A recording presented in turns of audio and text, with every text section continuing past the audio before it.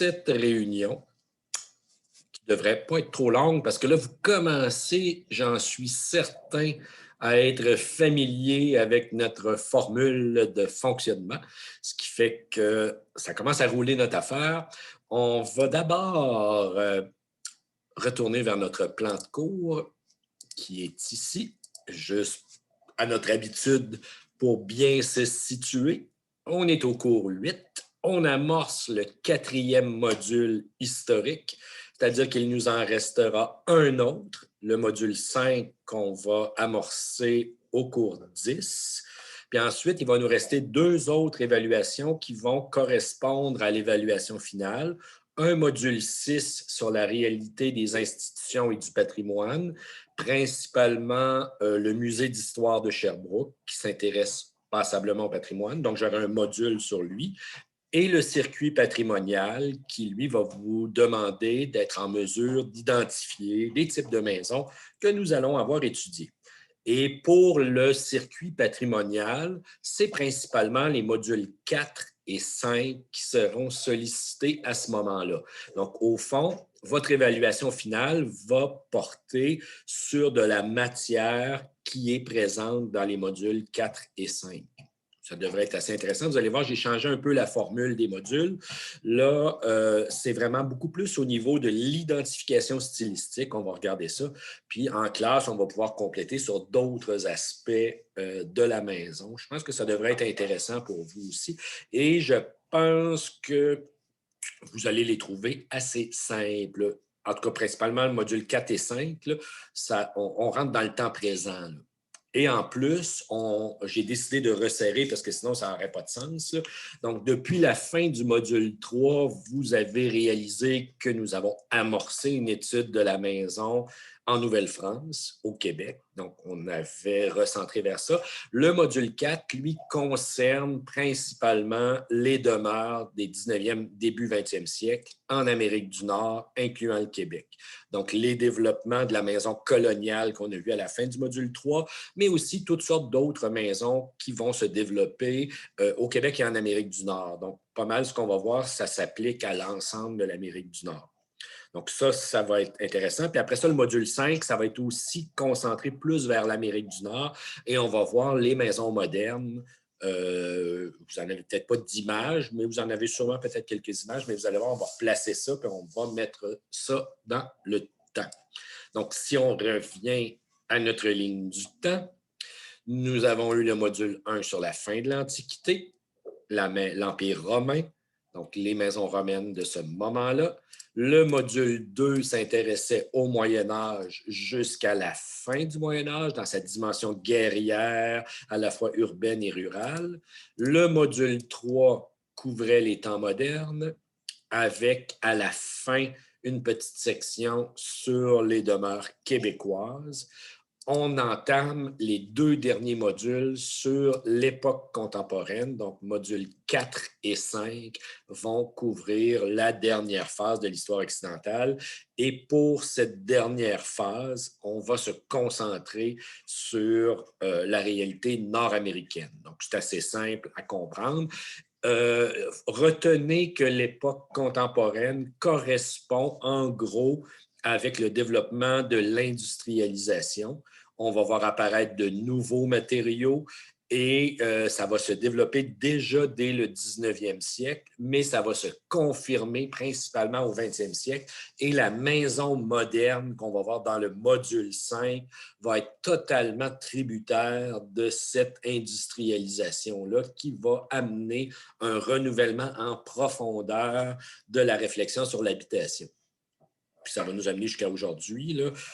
Évidemment, là, vous allez comprendre qu'on va voir aussi là-dedans, par exemple, le gratte-ciel dans le module 5. Là, ça va être des choses qui vont apparaître parce que les modes d'habitation collectifs vont se développer avec l'augmentation de population dans les villes. On avait déjà vu ça dans les temps modernes, les immeubles de rapport. À partir du 20e siècle, ça va connaître une augmentation sensible et ça va amener au développement du gratte-ciel qui va être en partie utilisé pour les réalités résidentielles.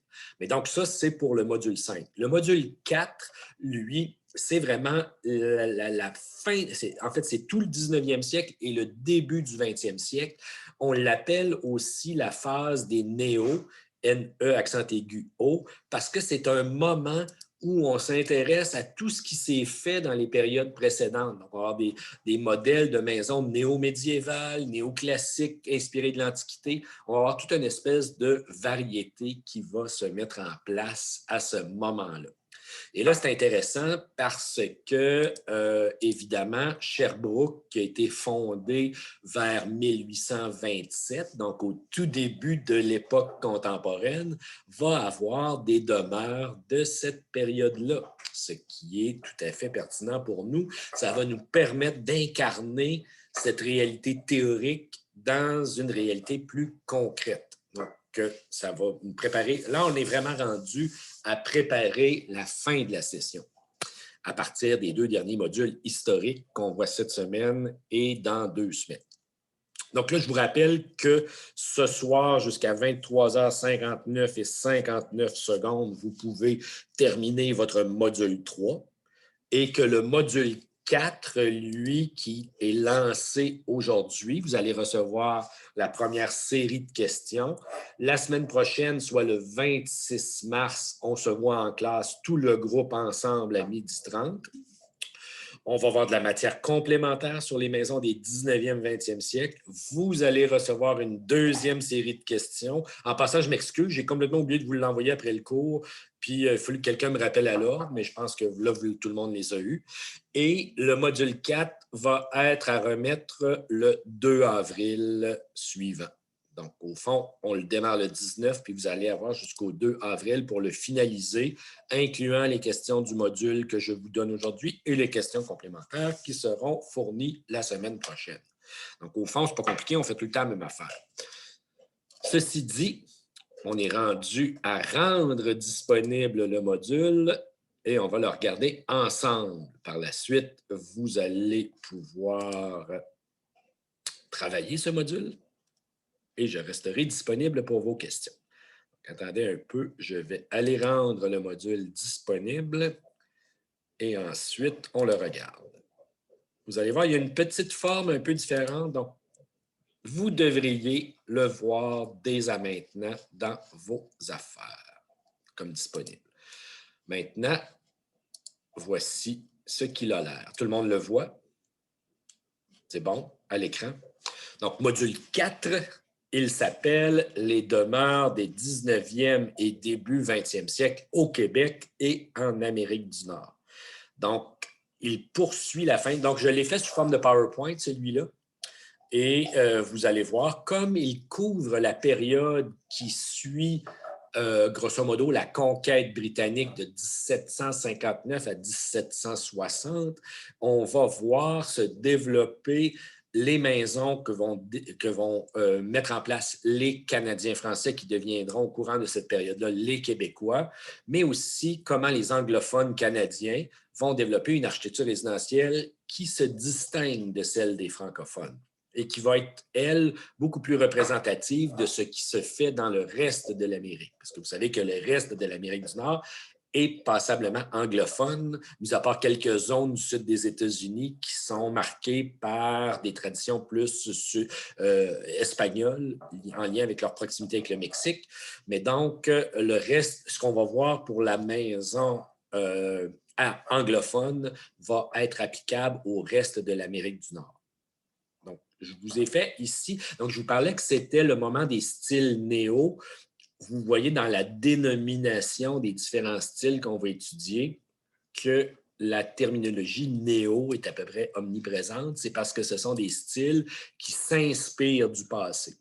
Donc, il va y avoir un premier style néoclassique qui va être la transformation de la maison coloniale pour devenir la maison québécoise. On en parlait dans le petit vidéo qu'on a regardé ensemble la semaine dernière en classe. Ça va être un des styles principaux qui va être valorisé par les francophones au Canada.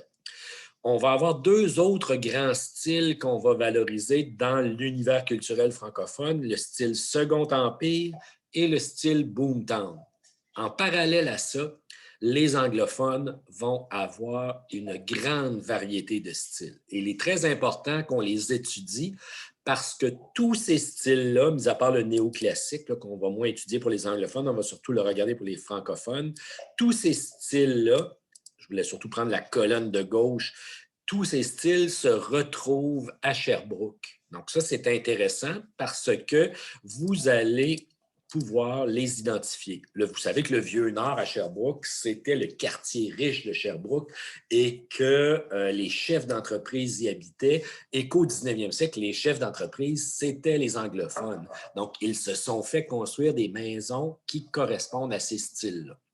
Donc, le module présente d'abord les modifications de la maison coloniale des 17e, 18e siècles qui va devenir ce qu'on appelle la maison québécoise et qui va prendre, là je rappelle les trois ordres classiques, c'est juste par rappel, qui va prendre cette forme-là. C'est sûr que si vous vous êtes promené au Québec, vous en avez vu des maisons comme ça. Donc là, j'ai pris la peine de bien exemplifier et de bien caractériser toutes les particularités de cette maison-là qui apparaît au tournant du 19e siècle à partir du modèle colonial. Donc, je vous en ai mis quelques exemples. Vous allez pouvoir étudier ça. J'explique les caractéristiques et on va voir aussi que c'est un moment de révolution fondamentale au niveau de l'habitation des demeures. C'est que vous vous souvenez, la semaine dernière, on avait vu la maison coloniale où l'on chauffait la demeure avec le foyer et que 80% de la chaleur sortait par la cheminée.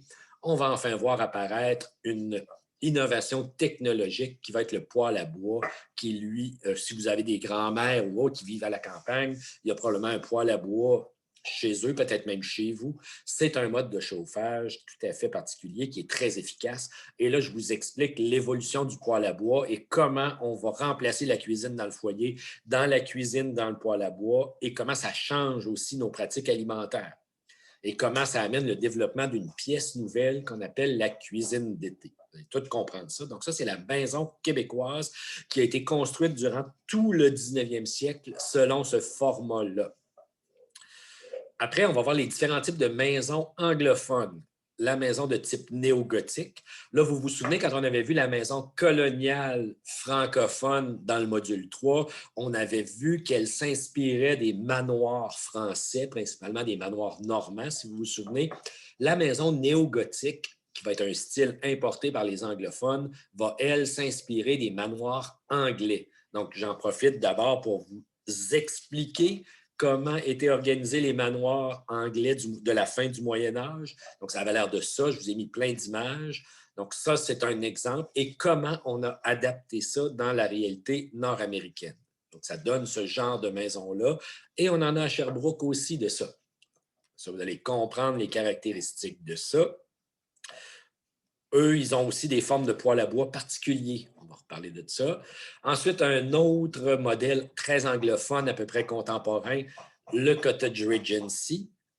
Ça va être ça. Donc, je vous en explique. Je vous ai mis des images. Vous allez voir la villa néo-italienne qui est aussi, je ne sais pas si c'est le style villa italienne ou style néo-italien.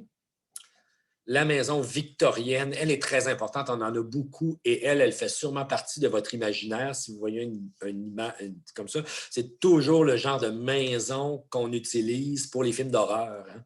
On voit les maisons hantées, c'est très souvent ce type de maison-là. C'est un type de maison qui va être à la fois favorisé par les anglophones et les francophones. Donc, les styles précédents étaient plus valorisés par les anglophones. Là, ici, c'est un modèle de maison qu'on va voir autant chez les francophones que chez les anglophones.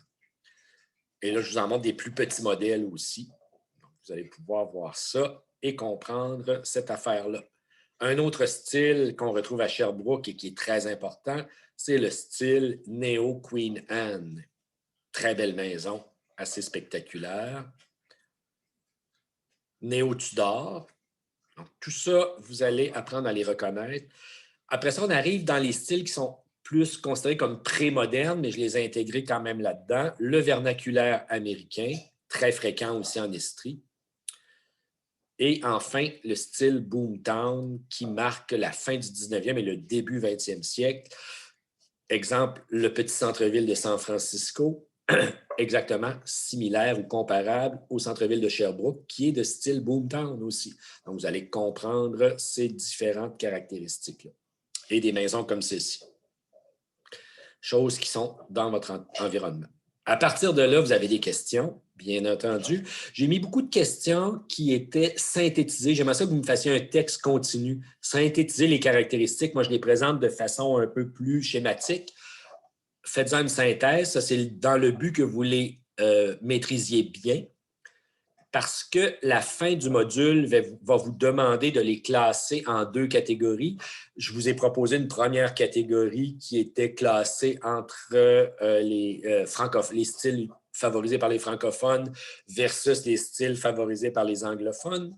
Là, je vais vous demander de les classer. Quels sont les types de maisons qui présentent une structure asymétrique et lesquelles présentent une structure symétrique. On avait étudié la question de la symétrie dans les châteaux classiques, vous vous souvenez, c'est lorsqu'il y a un axe central qui sépare la maison en 2 équilibrés. Vous allez voir dans les différents styles que je vous ai présentés, il y en a qui sont asymétriques et il y en a qui sont symétriques. Ensuite, je vous demande d'en identifier à partir des caractéristiques que vous avez étudiées. Puis ça, en fait, c'est pour vous préparer aussi pour le circuit patrimonial où vous allez avoir à faire ça. Ceci dit, donc, là, vous remarquez que c'est un PDF. Les questions sont en PDF. Je trouve ça bien pratique. Mais j'ai aussi, je vous ai mis, je vais la rendre disponible aussi, je vous ai mis le même formulaire en format Word. Et je viens de le rendre accessible, c'est-à-dire qu'il va avoir cette forme-là. Je vous le montre. C'est la même chose. Ça ne sera pas long. Ça s'ouvre. Donc, vous pouvez le télécharger là, maintenant. Et si je reviens ici et que je partage mon document, ça donne ceci. Donc, c'est les mêmes questions, mais dans un format que vous êtes habitué. Parce que là, d'habitude, je vous envoyais le format Word. Là, vous avez reçu un document PDF. C'est difficile de remplir un PDF. Donc là, vous l'avez en format Word. Donc, vous pourrez rajouter à la suite de ces questions, les questions complémentaires que je vous distribuerai en classe la semaine prochaine. Y a-t-il des questions? Cela vous semble clair? Je pense que vous commencez à être habitué à la formule du cours aussi, là. Fait que je pense qu'il n'est pas trop dur. Il est peut-être un peu moins long que les autres à faire. Ce n'est pas une mauvaise affaire, mais il vous sera peut-être plus utile pour le reste de votre vie parce que c'est des genres de maisons que vous allez croiser tout le temps. Donc là, dorénavant, vous allez pouvoir vous promener avec vos parents et dire « Regarde, maman, voici une maison de style néo-Queen Anne. » Puis là, elle va être impressionnée de votre savoir devant cette affaire. Et vous allez dire, oui, c'est un style développé vers les années 1890, principalement chez la grande bourgeoisie anglophone, blablabla. Bla, bla, bla, bla. Oui, exactement, en prenant le thé, là, vous allez pouvoir expliquer ces choses. Donc, je pense que c'est assez amusant. Puis ça va... Là, au fond, vous allez encore revoir ça dans le circuit patrimonial. Donc, mettez de l'attention là-dessus parce que si vous le faites consciencieusement, le circuit patrimonial va être encore plus facile. C'est bon, ça? Ce qui fait que moi, je vais arrêter l'enregistrement.